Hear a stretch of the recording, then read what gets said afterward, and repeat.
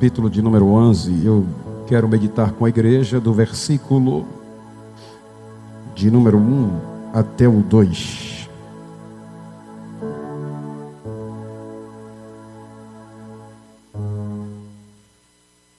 Primeiro livro de Samuel, capítulo de número 11, do versículo de número 1 até o 2. Louvar a Deus pela vida do nosso pastor, por estar de volta. Estamos orando pela sua vida, pela sua saúde, e também agradeço pela confiança que nos dá de mais uma vez transmitir a sua boa palavra, a palavra de Deus. Quem achou, diga amém. Então Naás, que era amonita, foi e sitiou Jabes Gileade. E todos os homens de Jabes disseram a Naás: faça uma aliança conosco, e nós os serviremos. Porém Naás, o amonita, respondeu: farei aliança com vocês sob uma condição, de que seja vazado o olho direito de cada um de vocês.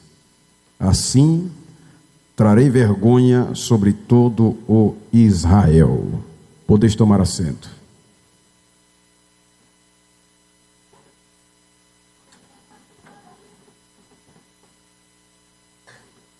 Meus amados irmãos, eu mais uma vez pedi ao Senhor que me trouxesse uma palavra para entregar à sua igreja. E neste dia de hoje o Senhor me dirige para falar sobre esse texto que nós acabamos de ler. Nós temos aqui um povo que foram os arqui-inimigos do povo de Deus.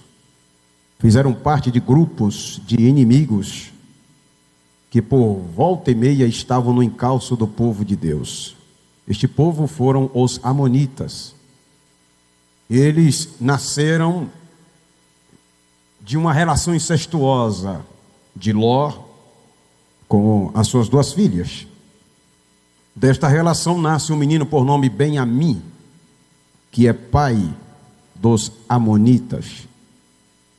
Os amonitas viviam ali no território que hoje é chamado de Jordânia. Era um povo nômade. E como eu disse, por muito tempo tiveram no encalço do povo de Deus, perseguindo o povo de Deus. Eles, por exemplo, foram um dos grupos que se uniram com o rei Balaque, rei de Moabe. E você abre a Bíblia, se você quiser, em Deuteronômio, capítulo de número 23, e você vai ver dizendo que, junto com os moabitas, eles tentaram atrapalhar a marcha do povo de Deus rumo à terra de Canaã. E também tentaram amaldiçoar o povo de Deus. Portanto, esse povo, volta e meia, como eu disse, estiveram no encalço do povo de Deus. Eles aparecem no tempo dos Juízes, no capítulo de número 3. Eles apareceram no tempo da monarquia com Saul. Depois eles aparecem quando Davi era rei de Israel. Eles apareceram no tempo de Salomão, e Salomão infelizmente terminou casando com uma mulher amonita.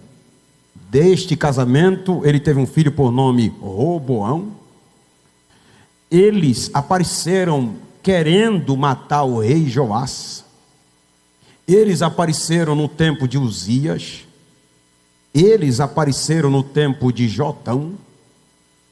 Eles entraram na nação de Judá no tempo de Jeoaquim. Eles, mais uma vez, se uniram com os moabitas e com o povo da montanha de Seir no tempo de Jeosafá. Os amonitas até apareceram no tempo pós-exílio, quando o povo estava de volta em Jerusalém, com a ajuda e o auxílio do rei Ciro, o rei dos Medos e Persas. Eles apareceram de novo. Pois se você ler a Bíblia, Tobias, aquele que se uniu com Sambalate, era governador dos amonitas. No tempo de Esdras e no tempo de Neemias, houveram casamentos mistos. E dentre esta relação de casamento misto, teve situações de homens de Israel que terminaram casando-se com mulheres amonitas. Daí percebam vocês de que esse povo, eles terminaram perdurando por muito tempo. Eles só foram extintos completamente da terra no século II, ou no meio século aproximadamente antes de Cristo. Foram aí então que os amonitas foram extintos da terra e hoje quase ninguém, ou aliás ninguém vê falar sobre amonitas. Mas eles eram povos terríveis, que caminharam tentando atrapalhar o caminho ou a marcha do povo de Deus. Esse povo amonita, eles tinham algumas práticas malignas que eu preciso dizer-lhes aqui nesta noite. Uma das práticas malignas que esse povo tinha é que eles adoravam a um demônio, a um deus por nome Moloque, também chamado de Milcom.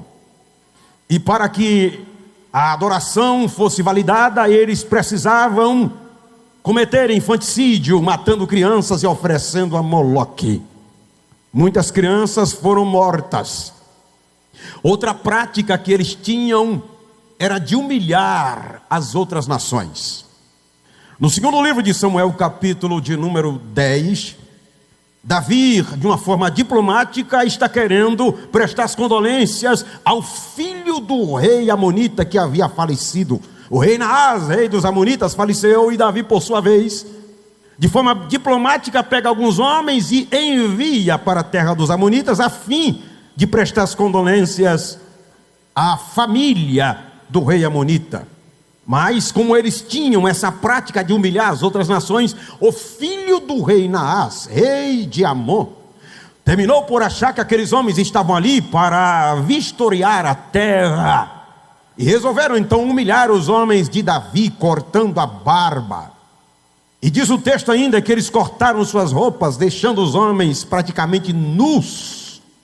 Era esta a ação que esse povo amonita sempre fazia com todo prazer. Amava humilhar as outras nações.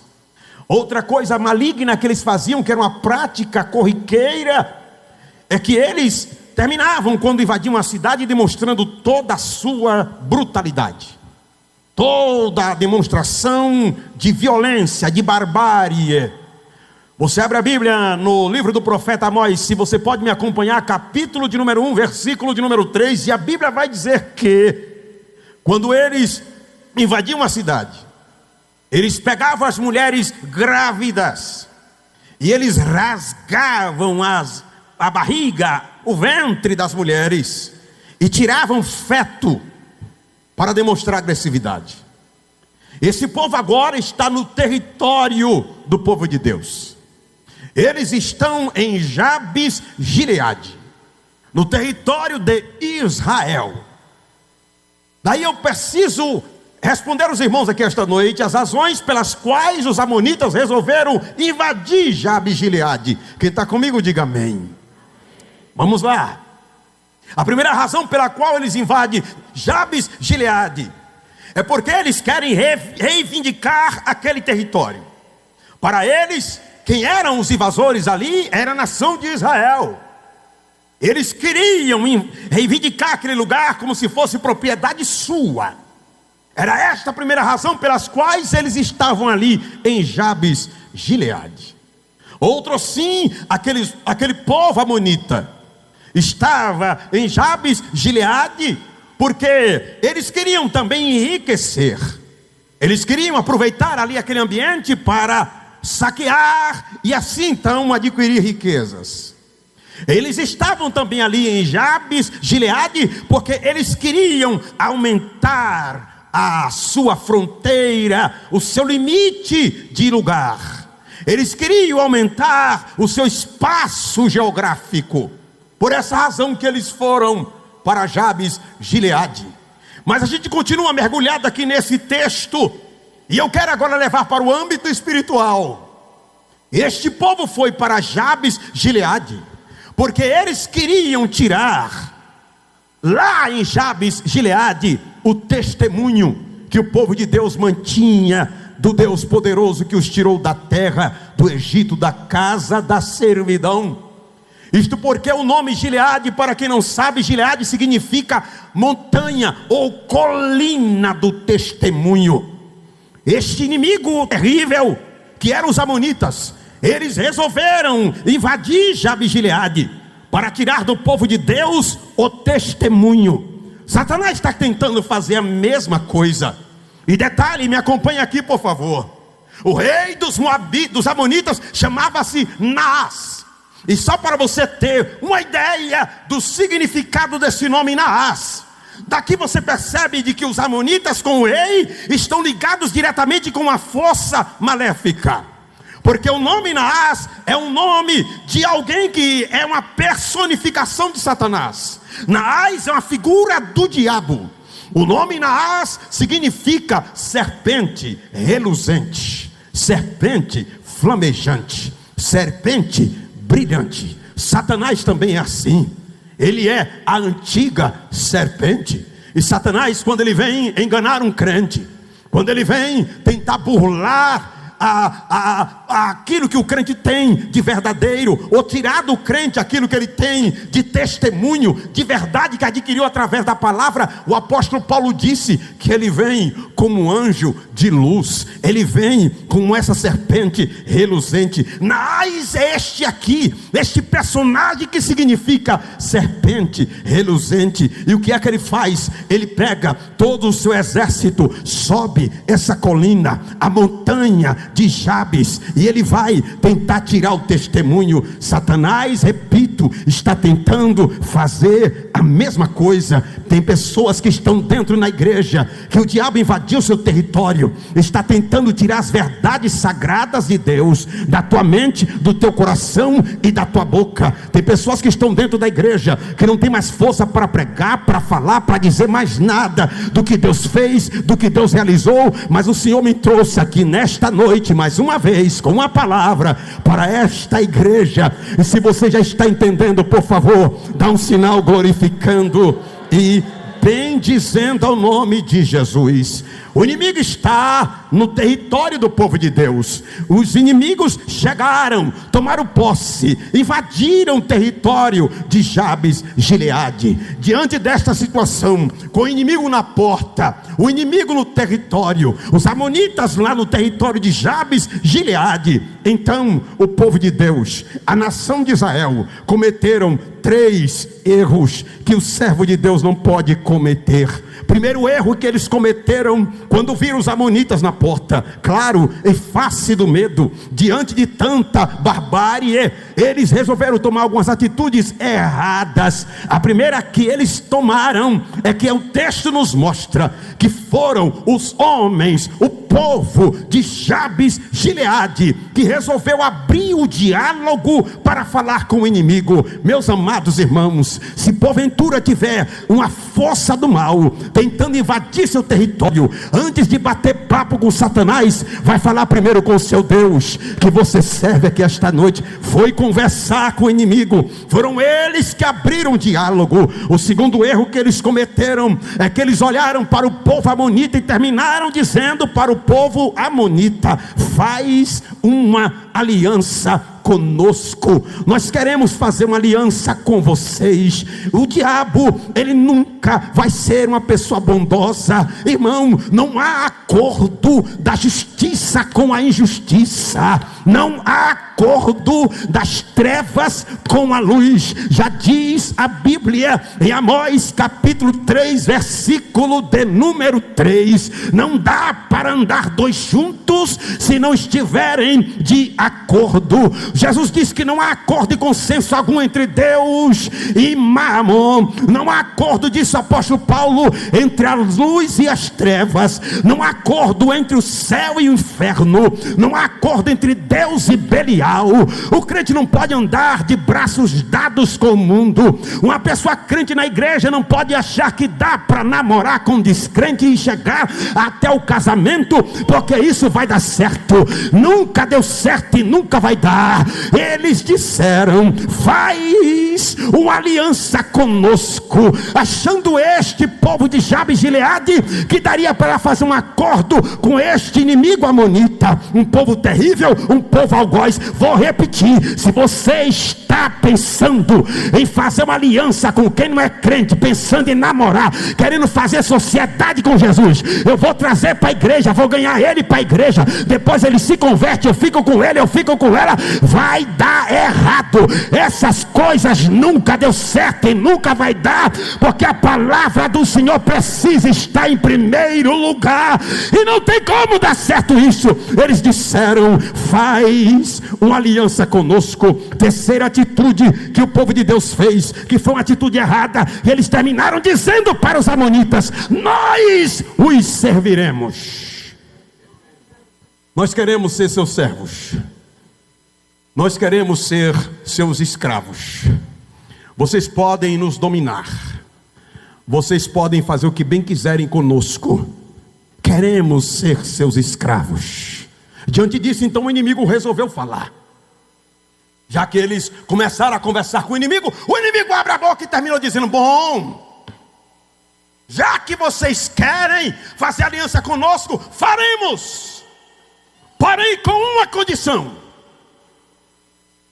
A condição é esta: de que todos os homens de Jabes Gileade permitam que nós tiremos o olho direito. Se assim vocês fizerem, a aliança está fechada. Pastor, por que o olho direito? Quem está comigo diga amém. Vamos lá. Por que o olho direito? Primeiro, eles queriam humilhar de novo o povo de Deus. Era uma demonstração de humilhação. Mas em segundo lugar, o olho direito é porque o povo amonita queria inutilizar a infantaria do povo de Deus. Era diminuir o exército. Porque é fato de que um soldado sem um olho não terá a mesma força para a batalha. A visão não vai ser mais a mesma. A ideia era diminuir o exército. Satanás está tentando diminuir o exército celestial, mas Jesus nos trouxe aqui essa noite para dizer que esse exército vai avançar. E sai da frente, Satanás, porque a vitória é nossa pelo sangue de Cristo Jesus.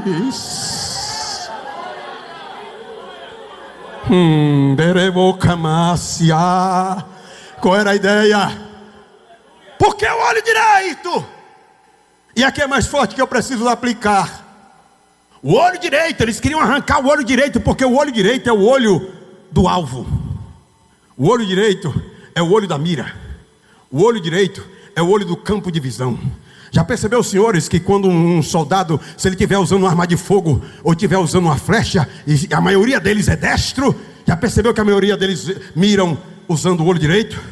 O olho direito, olho da mira, olho do alvo. No tempo veterotestamentário, quando o soldado ia para a guerra, ele colocava o escudo na mão esquerda, e este escudo na mão esquerda cobria o olho esquerdo, mas o olho direito ficava olhando para o campo de visão.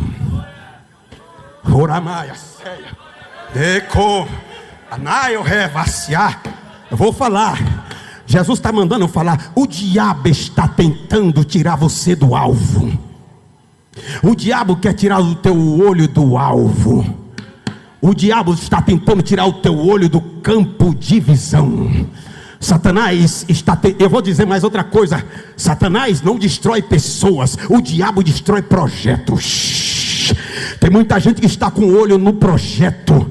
Você está no apagar das luzes de 2024, mas ainda continua de olho no projeto, de olho no alvo, de olho nas metas, de olho na bênção, de olho no milagre, de olho na vitória. Mas o diabo está tentando tirar esse olho, está tentando tirar esse olho. Satanás está tentando te cegar. Eu leio na Bíblia, na segunda carta de Paulo aos Coríntios, capítulo 4, versículo 4, e Paulo diz que o Deus deste século cegou o entendimento das pessoas, para que elas não consigam ver a verdade verdade.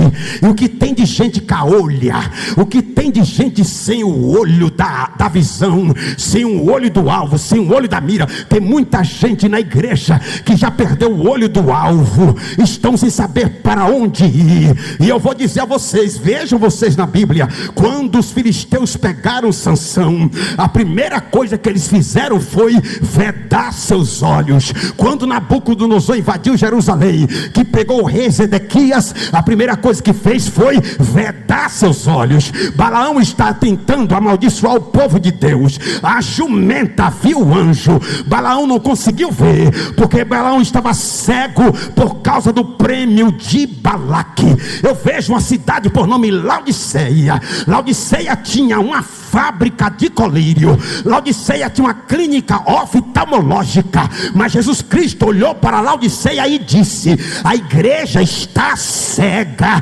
espiritualmente. Tem pessoas que estão tal qual os discípulos no caminho de Emaús, Jesus do lado deles, falando com eles, conversando com eles, e o texto diz que eles estavam como que estivesse cego, com os olhos fechados. Eu vejo Maria Madalena falando com Jesus, olhando para Jesus, mas tendo Jesus como jardineiro, enquanto era o Messias que estava ali à sua frente. Ela olhava para Jesus e achava que Jesus estava morto. Eu vejo, infelizmente, pessoas cegas que não conseguem ver um palmo espiritualmente na sua frente. E eu vou bradar na terra. Eu leio na Bíblia, em Joel capítulo 2, versículo 28, a Bíblia diz que os jovens teriam visões. Mas me perdoa a juventude, eu tenho visto nessa atual conjuntura uma juventude tal qual Geazi, com as mentes fechadas, a visão totalmente fechada, com escamas na visão, sem ter condição nenhuma de ver o inimigo, de ver os anjos do Senhor à sua volta, de ver o exército do Senhor na sua volta. O que mais vê é inimigos. Era assim que Geazi estava, de maneira que o profeta terminou orando, dizendo: Senhor, abre os olhos desse moço para que ele veja. Eu vejo muitas mulheres que estão cegas espiritualmente, enquanto o marido está no foco da obra, enquanto o marido está no foco das coisas espirituais, muitas delas estão focadas com a visão nas coisas terrenas, tal qual as mulheres de Isaías capítulo 32, versículo 9, que estava com foco era na vaidade, na luxúria. E Deus usa o profeta Isaías para dizer no capítulo 32, versículo 9: levantai vós mulheres que estáis se achando seguras. Eu estou vendo mulheres na obra, mulheres focadas no círculo de oração, mulheres querendo ganhar almas para Jesus. Enquanto isso, tem muitos homens que estão focados no campeonato brasileiro, estão cegos totalmente, não conseguem ver o ataque de Satanás. Mas o Senhor me trouxe aqui esta noite para te dizer que tem colírio, tem colírio, tem colírio para abrir visão. O Senhor tem colírio para fazer cair escamas. O Senhor me trouxe aqui esta noite para dizer que Ele vai trazer uma palavra para que você abra os olhos e veja a tua vitória, o teu milagre, a tua bênção. Se você recebe, levanta a mão e diga: glória a Deus.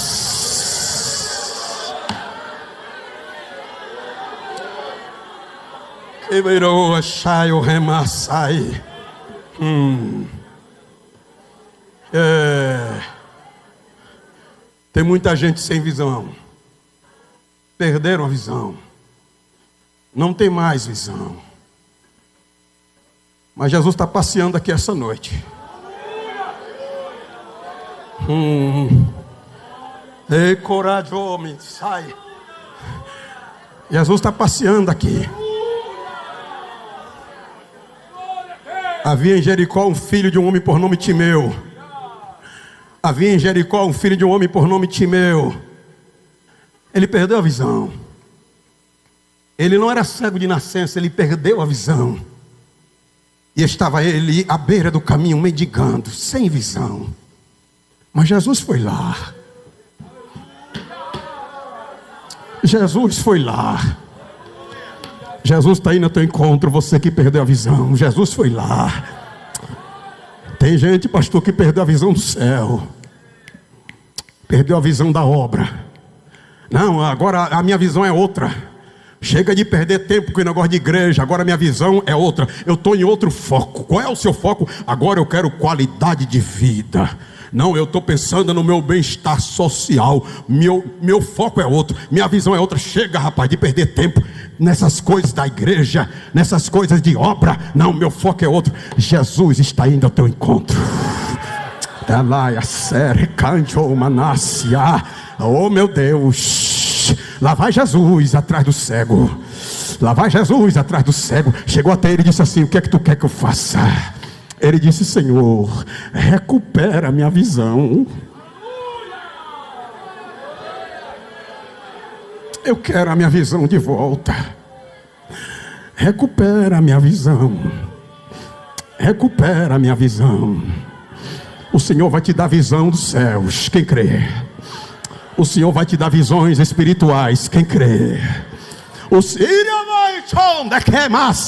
Deus pode revelar o oculto e escondido através dos teus olhos espirituais. Quem crê? Você crê? Pega. Pastor, eu perdi a visão completamente da obra. Minha visão está embaçada. As escamas vão cair aqui esta noite. Se você crê, pega esta palavra e glorifique a Deus.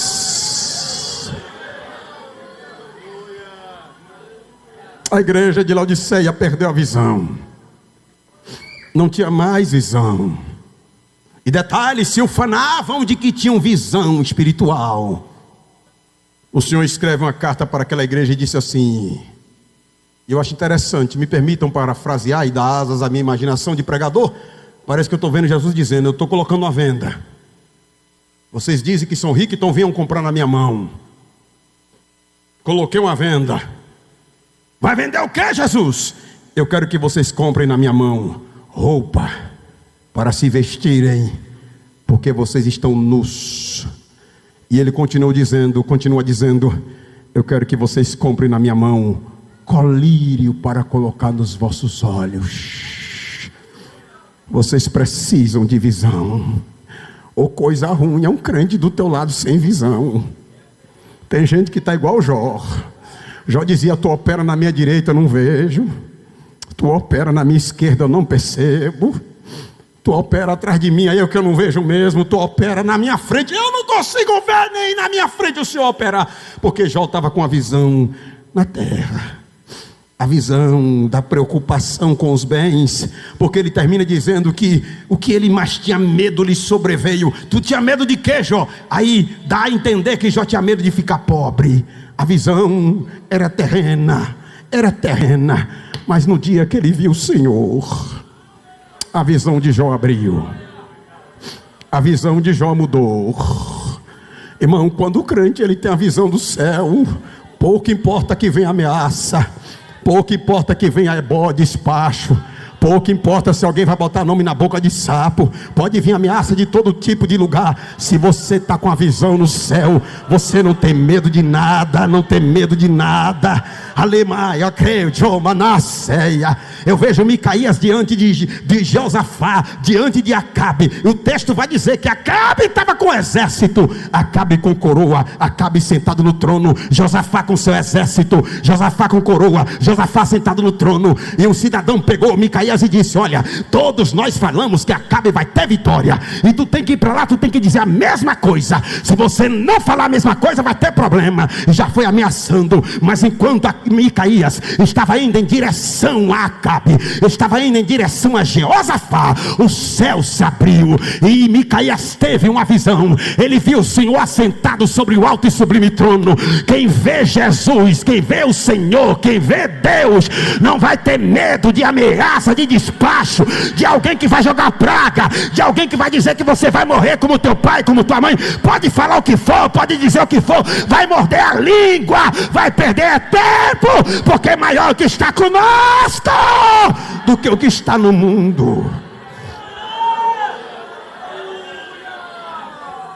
Foque no céu.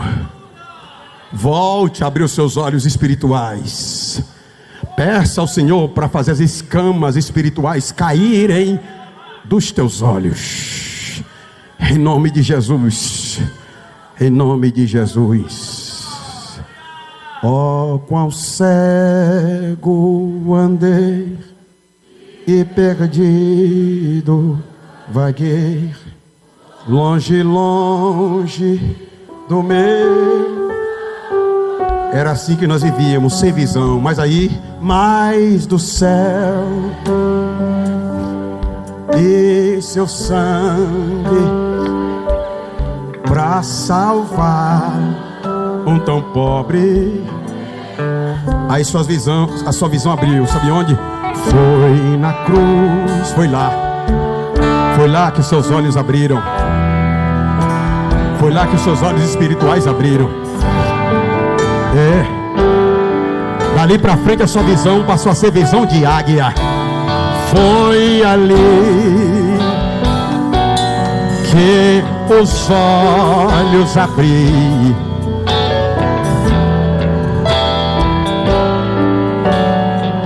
As irmãs do Alfade cantam.